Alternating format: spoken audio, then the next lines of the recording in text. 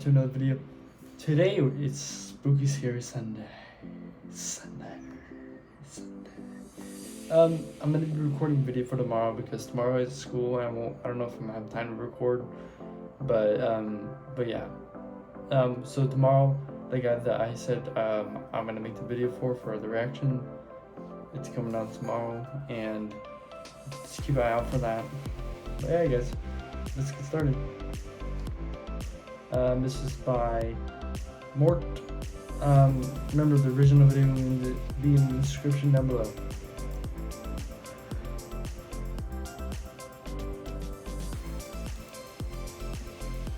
This happened a few months ago.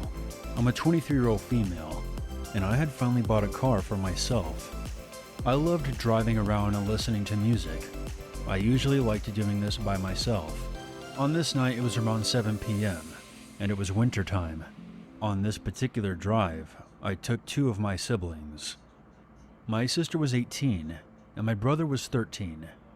I took them along with me after their constant pleading because they were bored. Now, I'm a smoker, and coming from a South Asian household... Damn! You just asking for it, cancer. Women are not supposed to smoke. So I took these opportunities to smoke without worrying that my parents would catch me. The city that I live in has some bad areas. However, we lived in a quiet suburban area. So I didn't give a second thought about parking somewhere, getting out of my car and lighting up a cigarette. I don't like smoking in my car. So there I was, parked beneath a street light, scrolling away on my phone. It was getting pretty dark, but I wasn't too worried about it, as I would visit this road frequently, and it wasn't too far from my aunt's house. As I was smoking my cigarette, I look up from my phone, and I see a man emerging from some bushes nearby. I didn't think much of it. I see people walking around here all the time. This man was very tall, standing at least 6'4". He was on the opposite sidewalk. I assumed that he was just going to carry on walking, so I looked back to my phone. Until I looked up again and saw him standing in front of my car, staring at me. My sister, who was still in the car, must have been watching him as well, because she knocked on the window, telling me to come in. I had already put out my cigarette and was making my way to the driver's side door, keys in hand. The man was still standing there, not moving a muscle. I got in and locked my door and breathed a sigh of relief, thinking that maybe I was just overreacting. As I put my keys in the ignition, I looked up to see where the guy was, but he was no longer standing in front of my car. I looked in my rearview mirror and saw that he was now standing behind us. He was taking pictures of my license plate. I slightly rolled down my window, and I could see his face a bit clearer now. He appeared to be an Indian man with a beard and a hoodie over his head, obscuring some of the features on his face. I asked him as politely as I could, "Excuse me, what are you doing?" The man comes towards my window, but still kept his distance. He then said in a very aggressive tone, "Do you know who I am?" I didn't know if he was asking a rhetorical question or not. "I have a lot of shit going on in my house. I don't need you parking here and watching me. You look real suspicious. Just randomly parking here with your two friends? What do you think you're doing? Get the fuck out of here." I chuckled nervously. I was trying to keep calm, but my anxiety was already halfway through the roof at this point. I didn't understand how I looked threatening in any way, as I'm a small girl who's been told that she looks like a kid. I was in my pajamas, and I was clearly minding my own business. "Look, I just parked here to smoke. I come here all the time since I live close by." That's when the man got right up to my window. He slid his fingers through the gap and forced my window all the way down, screaming at the top of his lungs, "Get the hell out of here!" I screamed in terror and told him to stop swearing, as I had a minor in the back seat and he was scaring him. He then screamed, "If you don't get out of here right now, I'll damage your fucking car." My adrenaline was running at full speed, and I was... No! Wind, show me where to go. and I was terrified. I didn't even bother putting my seatbelt on. I bolted out of there, and in my panic, I went straight ahead at a junction. It led me to a dead end. As soon as I stopped my car, I took the opportunity to try and calm down. My whole body was shaking. I couldn't even keep my foot on the clutch.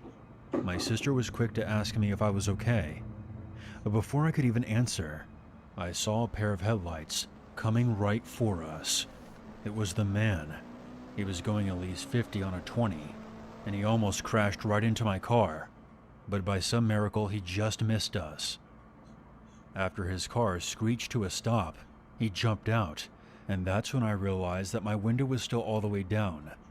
I quickly tried to roll my window back up, but the man was too quick. He then dove into my car. Half of his body was through my window. I screamed so loudly with his ear right next to my face that I'm sure I deafened him. He was trying to force my car keys from the ignition, but I thanked my lucky stars that with my car, to release the key, you had to have your foot on the clutch, which I didn't. With one hand, I was pressing down on the horn of my car to make as much noise as possible, so I could alert anyone who was nearby. I scratched his hands away from my car keys, and I heard my poor siblings crying their eyes out. My little brother had no idea what he could do to protect me, and my sister was in the passenger seat, experiencing all of this firsthand. I finally managed to force the man out of my car, and that's when he started screaming again. "I thought I told you to get out of here. Now I'm going to fucking kill you, bitch." The deranged man then attempted to pull my door handle, trying to get inside, and that's when I floored it the fuck out of there. I didn't care that my body was shaking like a fish out of water. My main priority was the safety of my siblings. I knew that we were making a loud commotion. I laid down on my horn, trying to get the attention of anyone nearby, but nobody came to help us. I managed to maneuver my way out of the dead end, and then went down a new street, into a totally different area, and I then parked. I knew that this was probably not a good idea, but I didn't see the guy following us. The three of us just sat in my car, sobbing away. This was the first time that anything like this has ever happened to us. I called the police, and I immediately wanted to punch myself in the face when the dispatcher asked if I had gotten the man's registration number. Of course, in my panic, I didn't. I wanted to slap myself in the face, because I listened to a lot of horror stories on YouTube, and I always felt that they taught me how to handle certain situations. The dispatcher was very understanding, as was the female officer who called me the next day. As a woman, she understood how scary it must have been for me, and I cried to her as I recounted the incident. Unfortunately, the cops informed me that there was no CCTV cameras in that area, so there wasn't really much that they could do, especially with me not knowing where he came from. If he did in fact come from one of the nearby houses, I didn't know which one. The officer apologized to me, but it was really my fault for not mentally noting important information. They made a report of my attack, so if a similar incident happens in that area, they can make the connection. The officer said that when I parked my car, the man was likely doing something illegal nearby, and that's why he freaked out on me. I personally think it was just some deranged individual who enjoyed scaring people who looked like easy prey. Growing up in a working-class Latino family, we didn't have the luxury of taking lavish vacations throughout the year. Relief. We made it. And yet, the place did not look like it was a national park at all. There wasn't a ranger station or a welcome center anywhere in sight. The lake appeared murky like a bog, whereas the campground itself was devoid of life. A proverbial ghost town, with the only inhabitants being us. With our bewilderment aside, we cautiously surveyed the area, finding any clues that will guide us to the keeper of this place. Out in the distance, we saw a crumbling, open sign dangling in the window of a dilapidated diner. Just as the sign implied, we entered the establishment to inquire about the place. Pushing the creaking door open, we were greeted by the owner of the diner. a gaunt-looking man who I would now say was plucked straight out of the movie The Hills Have Eyes. "Well, how can I help y'all folks on this fine day?" My dad replied, "We made reservations to camp here, but I'm not sure if this is the right place." We then handed the man our booking papers for him to inspect. With his bony fingers grasping the pages, he replied, Yeah, you have the right place. I'm the groundskeeper of this here national park. Let me finish some paperwork on my end, and I'll get things ready for you and your family to stay here with us." As he wobbled off to the back of the diner, my sister and I retreated to the safety of our car. Although we were children at the time, we both felt a sense of unease, even dread at the thought of spending the night here. Despite our worries, our parents reassured us that the vacation had only just begun, albeit with a few bumps along the way. As we neared the site, all of our concerns were tossed out the window, as it was time to transform this empty lot into our secure encampment. The rest of the day came and went, as our campsite was beginning to take shape. The sounds of our radio, along with the rhythmic banging of the hammer, were the only echoes greeting us as the sun began to set. This detail stood out to me, due to the fact it was early July here in Southern California, and there are always people camping around this time.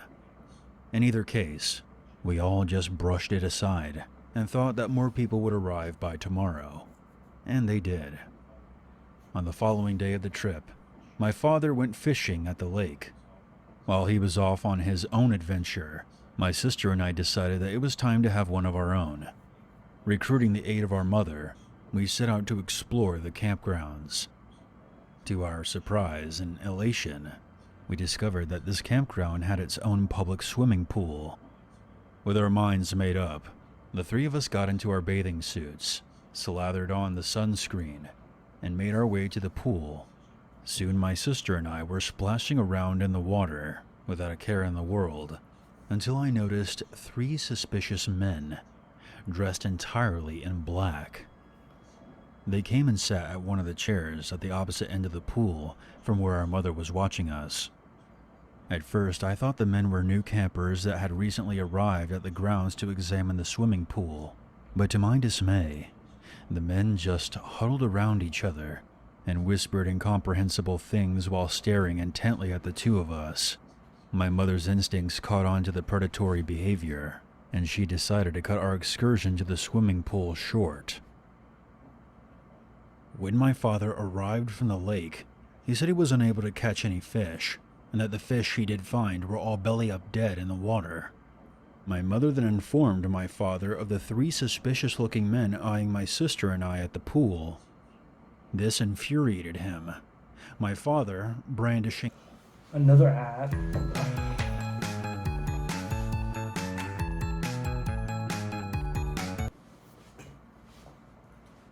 brandishing his machete, stormed out in search of the group of men, ostensibly to talk some sense into them. Some time passed, and my father arrived back at the campsite, dismayed that he did not find the men, only a mother and her two little boys. This point may sound insignificant at first, but it will become important later in the story. As night fell, my sister and I were preparing to go to sleep, when we were suddenly jolted awake by the pleading screams of a woman. Her pleas were joined by the cries of two young children, and various male voices demanding their silence. My father recognized the woman's voice as the mother he saw earlier in the day camping alone with her two kids. My father, who is a former Marine, loaded his rifle and concealed his hunting knife. He then proceeded to tell my mother to take care of us, while handing her a loaded gun. I then saw my father head out towards the campsite, where the single mother and her children were staying. My sister and I were petrified when we noticed the terror-stricken look on our mother's face. As the yelling escalated, two thunderous bangs from the rifle rang out,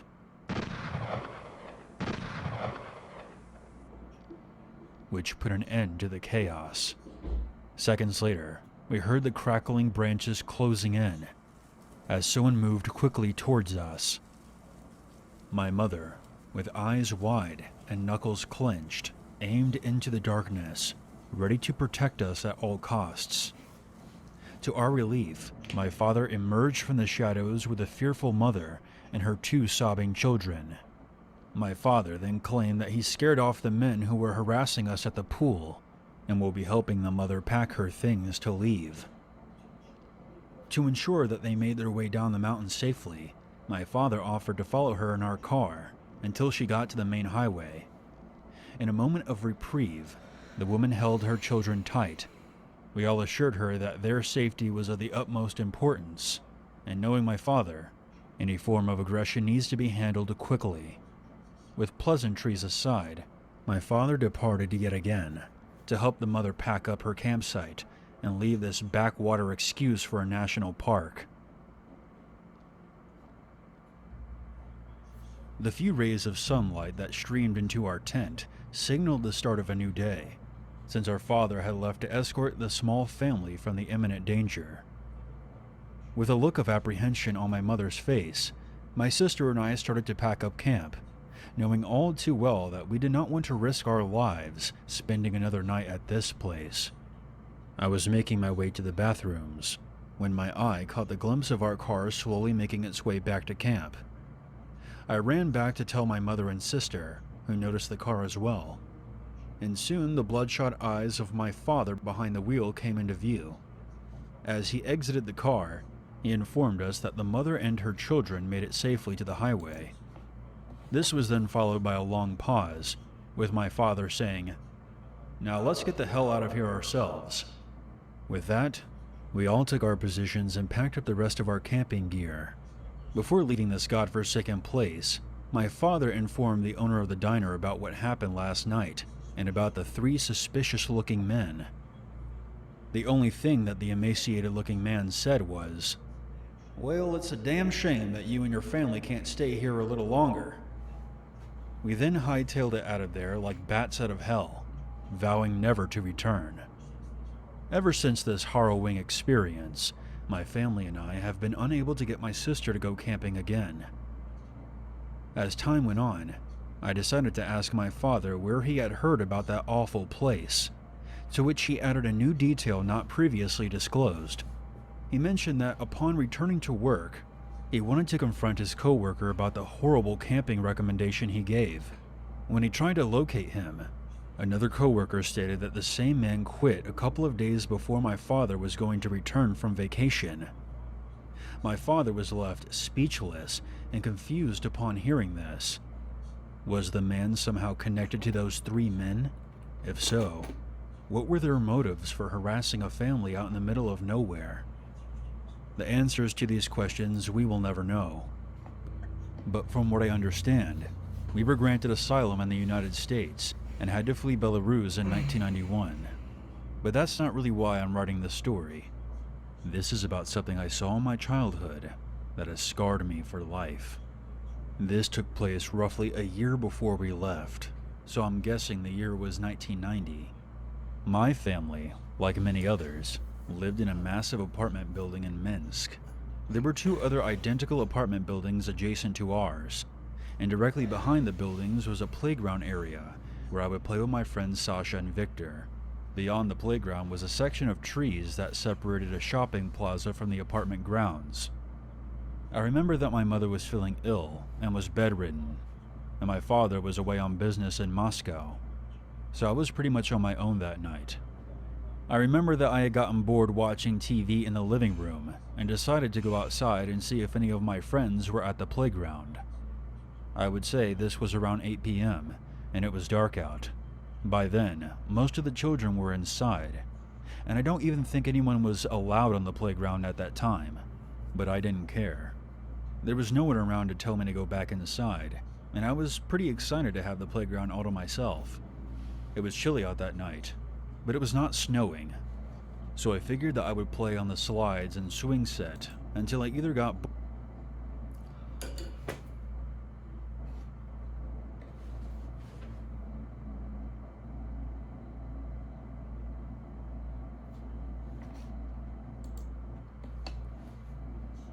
where you could see your surroundings, but the trees beyond the fence were pitch black. I got off the swing set and approached the edge of the playground. The sound continued getting louder, even as I got up right to the fence. It wasn't until I let out a curious, "Hello?" that the noise ceased. I stood there staring into the dark trees, waiting for a response, but all remained silent. After about another minute passed, I innocently asked, "Why are you chopping down trees in the dark?" I then heard a shuffling from within the trees, and soon I saw a dark figure come into view, but did not step out from the tree line. What happened next is something that still makes me want to vomit out my insides. The dark figure then threw something. The object flew over the fence and hit me directly in the chest. I was knocked backwards, more out of surprise than the actual force of the impact. "Hey, why'd you do that?" I shouted. But before I could get another word out, I caught a glimpse of what had been thrown at me. A severed human arm was lying on the ground in front of me. I screamed at the top of my lungs and ran back towards the apartments, bawling my eyes out. I stormed into our apartment and sat on the living room couch to collect myself. I did think about waking my sick mother and telling her about what happened, but decided against it. To give you some perspective, my mother grew up in Siberia, and she could be quite ruthless at times. Not only would she not be too happy about being woken up, but she most likely wouldn't believe my story. And I probably wouldn't be able to sit down for a week if she found out I left the apartment alone after dark. So I kept this incident to myself. As a child, I understood that what happened was scary, but I had no grasp of the implications. I thought there was a monster in the woods who ate people who came out after dark. Now that I'm an adult, there are some things that I've come to realize. For our remaining time in Belarus, I never saw or heard any kind of investigation regarding a missing person or a mutilated body being discovered, which is nothing out of the ordinary living in Soviet society. The monster in the woods, hiding in the trees that night, was most likely a sadistic madman, dismembering a human body with a hacksaw. There is one more thing that I should mention. For the rest of the time that we lived there, I cannot for the life of me recall ever seeing my friend Sasha again after that night.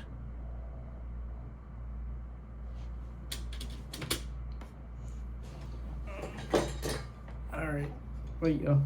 Alright guys, that's the end of the video. I know, kind of a boring video. I'm tired, and I know I've did that 24-hour challenge, and yeah, and I got to school in the morning, so I gotta record another video later tonight. But anyways guys, thank you for watching. If you liked this, hit that like button down below. And if you're new around here, make sure to subscribe, check out the merch, and see you guys in the next video. Peace out, everyone. Goodbye.